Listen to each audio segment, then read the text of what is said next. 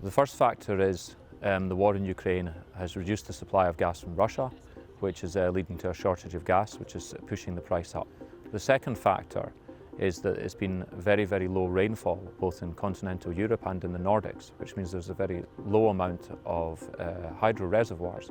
And the third factor is that in France, you've seen heavy outages on their nuclear fleet, where this summer up to half the nuclear stations have been on outage. That means there's a lack of supply again there. So the EU has asked each of its member governments to implement a tax on renewables on any earnings over €180 a megawatt.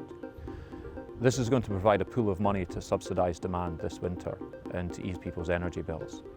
What it's also going to do is to take money away from renewable energy developers like European Energy, who plan to reinvest that money in building new, clean, cheap, renewable generation, which would supply cheap energy for generations to come.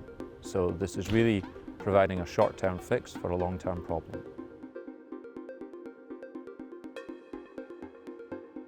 I think a good idea would be to take the windfall tax and have a tax on profits, not a tax on revenue.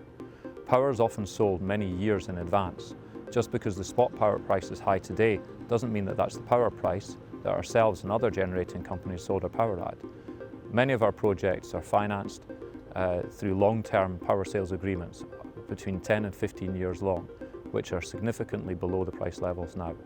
But what we also need to do is to make sure that money is put to use, building new power generation for the future.